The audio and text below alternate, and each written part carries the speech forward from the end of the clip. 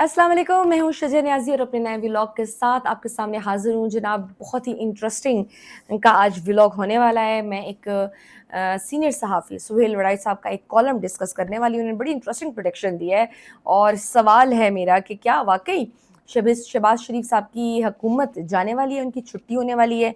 अब वो कहते हैं कि जुलाई में हुकूमत का ख़ात्मा होने वाला है। सुहेल वड़ाइच ने हुकूमत के बारे में एक कॉलम लिखा है और ये कॉलम सोशल मीडिया पर भी बहुत ज़्यादा डिस्कस हो रहा है। उन्होंने लिखा है कि अगरचे हुकूमत इस वक्त अपने अरूज पर है, सब कुछ ठीक चल रहा है, लेकिन वो कहते हैं कि जुलाई के बाद ये जो अरूज है वो ज़वाल की तरफ सफ़र करना शुरू कर देगा। और हुकूमत की जाने की दो मज़ीद वजूहात जो उन्होंने मेंशन की हैं वो हैं माशी और सियासी।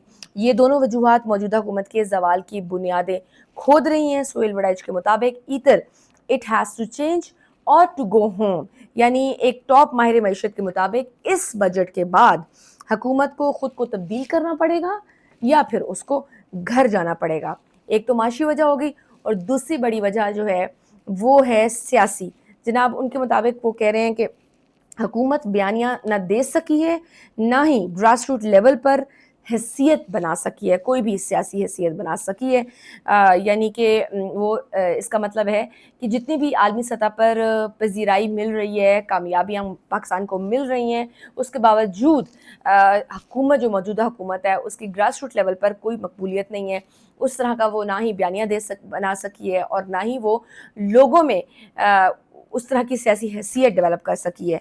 और इन दो आर्गूमेंट्स को अगर मैं कहूँ कि टैली करना हो तो ये सपोर्ट करेंगे ये रिपोर्ट्स। गुज़श्ता 3 साल के अदाद-ओ-शुमार के मुताबिक एफबीआर ने 5 खरब टैक्स ज़्यादा जमा किया है। 3 साल पहले यानी टैक्स कलेक्शन थी 6.15 खरब, लेकिन अब ये बढ़कर 11.7 खरब हो गया है, यानी कि ऑलमोस्ट डबल आप कह लें हो चुका हुआ है। गोया 3 साल में टैक्स कलेक्शन तकरीबन डबल हुआ है, लेकिन इसमें टैक्स पेयर्स का इजाफा नहीं हुआ। अब इसका क्या मतलब है कि नए टैक्स पेयर्स तो आए नहीं है, लेकिन हमारी कलेक्शन टैक्स की ज़्यादा हुई है। तो हम क्या कह सकते हैं कि पहले 4.5 मिलियन टैक्स पेयर्स थे और अब 6.7 मिलियन है। इसका मतलब ये है कि ज़्यादा बोझ पुराने टैक्स पेयर्स पर ही पड़ा है।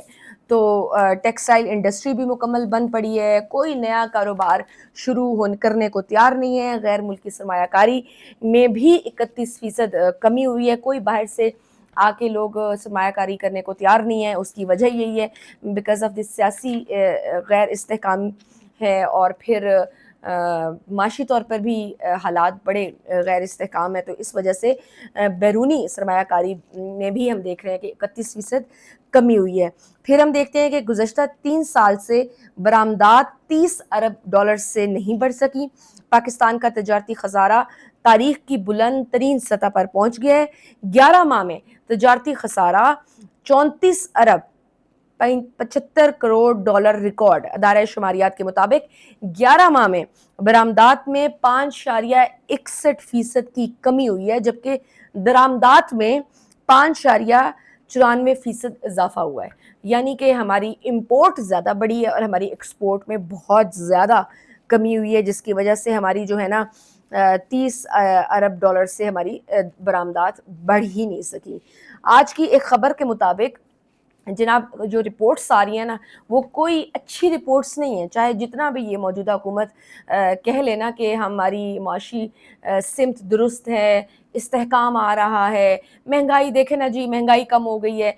ठीक है, महंगाई की वो जो शरह है, वो जो स्पीड है वो ज़रूर कम हुई होगी, लेकिन महंगाई वैसे कम नहीं हुई। अगर आप आज की एक खबर भी देख लें कि कर्ज़ों के तमाम सबका रिकॉर्ड इस मौजूदा हुकूमत ने तोड़ दिए हैं और एक साल में कौमी ख़जाने पर 7,000 रुपये कर्ज का इजाफा हो गया है। जनाब वफाकी हुकूमत के मजमूई कर्ज़ों का जो हुजम है वो तारीख की बुलंद तरीन सतह पर यानी कि 81,093 अरब 930 अरब रुपए तक जा पहुँचा है।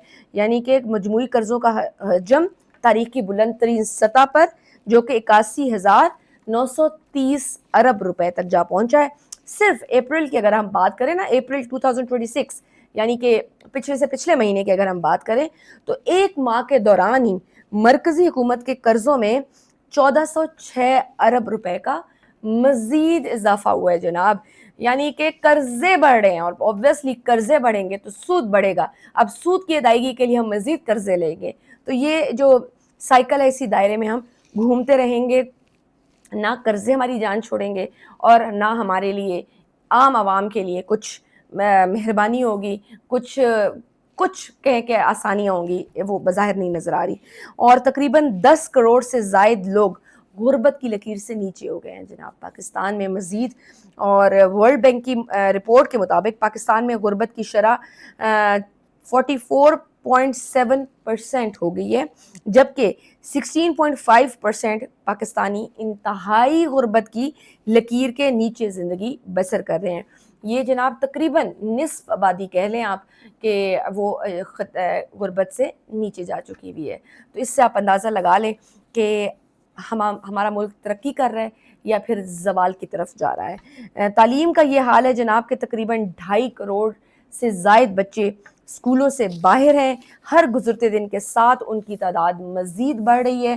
امیروں کو دی گئی سبسڈی، مختلف اقتصادی جائزوں اور تحقیقی رپورٹس کے مطابق پاکستان میں انفارچونیٹلی جو اشرافیہ ہے، جو ایلیٹ ہے، جو بااثر طبقہ ہے، کارپوریٹ سیکٹر ہے یا پھر جاگیردار ہے، یا پھر آپ دیکھ لیں ہمارے بڑے بڑے یہ زراعت کے جو بہت بڑے بڑے زمیندار ہیں، وہ ہر سال تقریباً 17.4 ارب ڈالر کے مساوی مراد اور سبسڈیز ان کو دی جا رہی ہیں، لیکن جو عام آدمی ہے، جو عام انسان ہے، جس کے ٹیکس پیئر سے جس کے ٹیکس کے پیسوں سے یہ ملک چل رہا ہے، یہ عیاشیاں ہو رہی ہیں، ان کے لیے کوئی چھوٹ نہیں ہے، کچھ بھی نہیں ہے۔ لیکن جتنی بھی آپ کی پالیسیز آتی ہیں جہاں پہ امیروں کو سبسڈیز دینی ہوں، جہاں پہ امیروں کو فیسلٹیز دینی ہوں، ان کے لیے آسانی پیدا کرنی ہو، وہاں IMF کچھ نہیں کہتا، وہاں کوئی مسئلہ نہیں آتا، کوئی رکاوٹ نہیں آتی، کوئی شکایت نہیں آتی۔ لیکن جہاں بات کی جائے غریبوں کو سبسڈی دینے کے لیے، غریبوں کو آسانی دینے کے لیے، غریبوں کو کوئی چھوٹ دینے کے لیے، تو وہاں جناب کیا ہمیں ریزن دی جاتی ہے؟ ہم تو بڑے مجبور ہیں، ہم بڑے بے بس ہیں، ہم تو عوام کی خدمت کرنا چاہتے ہیں، ہم تو یہ چھوٹ دینا چاہتے ہیں، لیکن کیا کریں، ہمارے ہاتھ بندھے ہوئے ہیں، IMF کی شرائط بڑی کڑی ہیں، ہمیں وہ فالو کرنا پڑے گا ورنہ ہمیں قرض نہیں ملے گا، تو کیا کریں جناب، ہمیں IMF کی شرائط کو پورا کرنا پڑے گا، جبکہ غریب کا پیٹرول مہنگا ہو جائے گا، مہنگائی میں مزید اضافہ ہو جائے گا کہ آج عام آدمی کے لیے 2 وقت کی روٹی کمانا مشکل ہو گیا ہوا ہے، اس کا 2 وقت کے لیے پیٹ پالنا مشکل ہو گیا ہوا ہے، کیا اس نے بچوں کو پڑھانا ہے، کیا اس نے باقی زندگی میں کچھ کر لینا ہے، جہاں پہ وہ صرف بیسک اپنی نیسیسٹیز، وہی روٹی کپڑا مکان، اسی میں ہی وہ لگا ہوا ہے، تو اس نے اور کیا کرنا ہے زندگی میں۔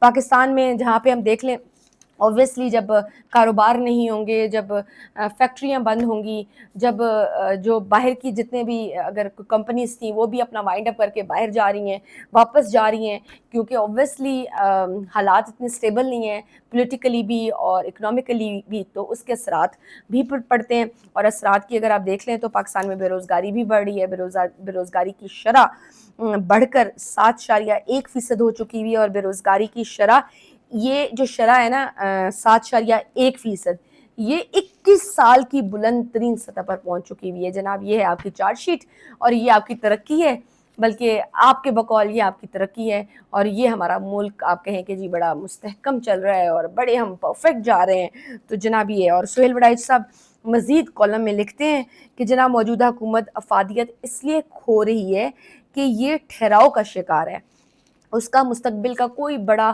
ویژن نہیں ہے، کوئی لانگ ٹرم کوئی پالیسیز نہیں ہے۔ جب بے روزگاری مسلسل بڑھ رہی ہو، تیل کی قیمتوں میں مطلب زیادتی ہو رہی ہو، نہ سرمایہ کاری آ رہی ہو، نہ ہی روزگار کے مواقع فراہم ہو رہے ہوں، نہ کوئی نئی منصوبہ بندی، کوئی نیو پلاننگز ہوں، کوئی لانگ ٹرم پلانز ہوں، کوئی چیز سامنے نہ آ رہی ہو، تو ہمارے رخ بدلنے لگتی ہیں، حکومتی چراغوں میں روشنی نہیں رہتی، بے جان لاشوں کو اٹھا کر کون زیادہ دور تک چل سکتا ہے۔ یعنی کہ وہ جناب کہہ رہے ہیں کہ یہ جو موجودہ حکومت ہے، یہ جو لے کر آئے ہیں ان کے لیے یہ بہت بھاری ثابت ہو رہی ہے، یہ ایک طرح سے زندہ لاشیں ہیں، اور یہ جو لاش ہے اس لاش کا بوجھ دن بدن بڑھتا جا رہا ہے، تو اوبویسلی وہ کہہ رہے ہیں کہ کون یہ بوجھ اٹھا پائے گا، ایونچولی ان کو یہ بوجھ اپنے کندھوں سے اتارنا پڑے گا جناب۔ اور ملک کا دوسرا بڑا شعبہ اگر ہم بات کریں زراعت کی، تو وہاں بھی آوے کا آوا ہی بگڑا ہوا ہے. آپ کسی بھی کاشتکار سے پوچھ لیں, کسی بھی کسان سے پوچھ لیں کہ جناب زراعت کے ساتھ موجودہ حکومت کا رویہ کیسا ہے, تو وہ یہی کہیں گے کہ جی موجودہ حکومت کا رویہ ستیلا ہے. ٹیکسٹائل انڈسٹری مکمل بند پڑی ہوئی ہے, نہ کوئی ہمارا دوسرا کوئی مطلب کاروبار شروع ہو رہا ہے. تو زراعت کے بھی بالکل یہی حالات ہیں. زراعت میں بھی آوے کا آواز سب بگڑا پڑا ہے. موجودہ حکومت کا رویہ ستیلا ہے. وزیر اعظم کسی بیرونی دورے کے بعد نہ ہم دیکھتے ہیں کہ نہ وہ پریس کانفرنس کرتے ہیں, نہ وہ کوئی اور کوئی بات کرتے ہیں جناب. اور وہ یہی ان کی گلے ہیں کہ یہ پالیسیز ہمارے لیے اس طرح کی نہیں ہیں. اور ہم دیکھ رہے ہیں کہ نہ صرف لاسٹ ایئر, اس سال بھی جو کسان ہیں وہ سراپا احتجاج ہے. وہ کہتے ہیں کہ جی گندم کے لیے جو پالیسیز ہیں وہ بھی ہمارے لیے ٹھیک نہیں رہی تھیں. جب ہم نے گنا کاشت کیا تھا تب بھی ہمارے لیے پالیسیز ہمارے لیے وہ ٹھیک نہیں تھیں, لیکن جن کی بہت بڑی بڑی شوگر ملز ہیں ان کے لیے سارے فوائد تھے. تو وہ کسان بھی آپ کا ناراض ہے, آپ کی گندم, آپ کی زراعت بھی بری طرح سے ڈیمیجڈ ہے آپ کی, اور پھر ان کی قیمتیں اتنی زیادہ ہیں, کھاد, پانی, بیج, ان سب کی قیمتیں بہت زیادہ ہیں. تو جناب ہر چیز خراب ہے. اور وزیر اعظم کسی بیرونی دورے کے بعد نہ پریس کانفرنس کرتے ہیں, نہ صحافیوں کے آزادانہ سوالات کا سامنا کرتے ہیں. اور یہی حال بیشتر وفاقی وزراء کا ہے. اکثر تو صحافیوں کے فون کا جواب ہی نہیں دیتے honestly. Even I do a program and mostly جب بھی میں انہیں بلاؤں تو بہت مشکل ہوتا ہے کہ حکومت کی طرف سے کوئی وزراء ہمارے پاس آ جائے تو آ جائیں, ورنہ بڑا مشکل ہوتا ہے ان کو بلانا. اور اس سے پہلے میں نے کل بھی ذکر کیا تھا کہ محمد مالک صاحب نے بھی کہا ہے کہ سندھ میں بھی بڑی تبدیلی ہونے والی ہے, اور وزیر اعظم صاحب کی کابینہ میں بھی کافی ساری تبدیلیاں ہو جائیں گی. لیٹس سی اب کیا ہوتا ہے جناب. یہ تو تھا ان کا کالم اور یہ تھی ان کی پریڈکشن, اور ہمیں پتہ ہے ان کی سیاسی بصیرت کا. تو اور جو رپورٹس ہیں وہ بھی ان کے خلاف ہی ہیں. تو لیٹس سی کب تک ان کا بوجھ اٹھانے والے ان کا بوجھ اٹھاتے ہیں. اور جناب آج قومی اقتصادی کونسل کا اجلاس بھی ہوا ہے وزیر اعظم کی صدارت میں, اور قومی اقتصادی کونسل نے آئندہ مالی سال کے ترقیاتی پروگرام کی منظوری دے دی ہوئی ہے. آئندہ مالی سال کے اہم معاشی اہداف کی بھی منظوری دی گئی ہوئی ہے. اور یہ اجلاس خیبر پختونخوا کے وزیر اعلیٰ سہیل آفریدی صاحب نے بھی اٹینڈ کیا تھا. اور اجلاس کے بعد انہوں نے گفتگو کی اور انہوں نے کہا کہ جناب میں خیبر پختونخوا کی عوام کا مقدمہ لڑ رہا ہوں. وزیر اعظم نے 180 دن میں قومی مالیاتی فنڈز کو حتمی کرنے کا وعدہ کیا ہے, اور ساتھ میں انہوں نے کہا کہ قبائلی اضلاع کو فنڈز میں حصہ ملے گا. گندم کا بھی وفاقی حکومت 1,75,000 ٹن گندم فراہم کرے گی. اور میٹنگ کے شروع میں وہ ان کا کہنا ہے کہ شہباز شریف نے کہا ہے کہ جو ہمارے سیاسی مسئلے ہیں ان پر واضح ہمارا موقف آئے گا, اور NFC کا اجلاس میں شرکت بہت ضروری ہے. جہاں میرے صوبے اور عوام کا فائدہ ہوگا وہاں میں شرکت کروں گا. یہ تھی ایکسپلینیشن سہیل آفریدی صاحب کی آج کے قومی اقتصادی کونسل اجلاس کی اٹینڈنس کے حوالے سے. اور مزید انہوں نے کہا ہے کہ جناب ہم نے آج NFC کا مقدمہ رکھا جس پر شہباز شریف نے وعدہ کیا ہے کہ 180 دن کے اندر NFC اپڈیٹ ہوگا, اور اگر تمام صوبے 180 دن میں ضم اضلاع کے حقوق پر رضامند نہ ہوئے تو شہباز شریف NFC ایوارڈ کی سمری صدر کو بھیجیں گے. مزمل اسلم صاحب نے بھی یہی کہا ہے کہ PSDP کا جو حجم ہے وہ کم کر کے 1,000 ارب روپے کر دیا گیا ہے. پنجاب اور سندھ کے ترقیاتی پروگرامز میں بھی بہت بڑی کمی کی ہے, البتہ خیبر پختونخوا کے ترقیاتی پروگرامز میں کٹ نہیں لگایا گیا. دفاعی بجٹ میں اضافہ ہے. بجٹ میں وفاقی ترقیاتی پروگرام میں مزید 126 ارب روپے کی کٹوتی کی تجویز ہے اس بجٹ میں, اور دفاعی بجٹ بڑھا کر 3,000 ارب روپے تک لے جانے پر غور کیا جا رہا ہے. اور جناب تنخواہ دار طبقے کے لیے 50 ارب روپے کے ٹیکس ریلیف کا پیکج کا امکان ہے کہ جی اس دفعہ سیلریڈ طبقے پہ کوئی ٹیکس نہیں لگے گا, ان کو ریلیف دیا جائے گا. صوبے وفاق کو کتنا پیسہ دیں گے جناب یہ اب طے ہوا ہے, کیونکہ NFC پہ تو معاملات نہیں طے ہوئے تھے کیونکہ پیپلز پارٹی اس پہ کمپرومائز کرنے کو تیار نہیں تھی. تو پچھلے دنوں میں صدر اور پرائم منسٹر کا آپس میں ان کی مشاورت ہوئی تھی, اور اس کے بعد ایک فارمولا بنایا گیا جناب کہ اب صوبے مل کے وفاق کو پیسے دیں گے. تو اب وفاق کو کتنا پیسہ دیں گے صوبے؟ خیبر پختونخوا حکومت وفاقی حکومت کو 109 ارب روپے دینے پر تیار ہے جناب, اور پنجاب حکومت 700 ارب دے گی, اور سندھ حکومت 200 ارب روپے देगी जनाब। ये सारी सूरत हाल थी, आज की पूरी डेवलपमेंट थी। इस सारे सिनारियों में, इन सारी मीटिंग्स में हमने देखा कि पंजाब की वज़ीर आला मरीम नवाज़ साहिबा मौजूद नहीं थी। वो कहाँ हैं जनाब? वो ये इजलास में इसलिए शरीक नहीं हो सकी क्योंकि उनकी तबीयत नहीं ठीक थी अलालत के बायस, वो इजलास में शरीक नहीं हुई। उनकी जगह पर सीनियर वज़ीर मरीम औरंगज़ेब ने इजलास में पंजाब की नुमाइंदगी की थी। ये थी जी सारी अपडेट। साथ में आपको मैं कश्मीर का भी हवाल देती जाऊँ। आज़ाद जम्मू कश्मीर में आप देख रहे हैं कि अभी भी हालात बहुत कशीदा हैं, कोई अच्छी रिपोर्ट्स वहाँ से नहीं आ रही। आज़ाद कश्मीर में कालेदम अवामी एक्शन कमेटी की कॉल पर शटर डाउन हड़ताल अभी भी जारी है। और इसी दौरान हमने देखा एक और ख़बर भी, बड़ी अफसोसनाक ख़बर हमारे सामने आई कि मुजफ्फराबाद में पाक फ़ौज का MI-17 हेलीकॉप्टर फ़नी ख़राबी के बायस गिरकर तबाह हो चुका है और उसमें जितने भी हमारे जवान सवार थे वो तमाम अफराद शहीद हो गए हैं। अल्लाह ताला उनको उनकी मग़फ़िरत फ़रमाए। रावलाकोट में जनाब अभी भी कर्फ्यू नाफिज करके आवाम को घरों में रहने की हदायत दी गई हैं, तो अभी भी वहाँ पे हालात ख़राब हैं। तो ये सारी थी अपडेट मेरे व्लॉग में। देखते हैं कि आगे सूरत हाल कैसे होती है, क्योंकि जैसे जैसे आइंदा दिन आगे बढ़ते जाएंगे बजट के बाद, तो हम एक्सपेक्ट यही किया जा रहा है कि बहुत सारी तब्दीलियाँ हमें देखने को मिलेंगी। तो आज के व्लॉग में बस इतना ही। इजाज़त दीजिए, अल्लाह हाफ़िज़।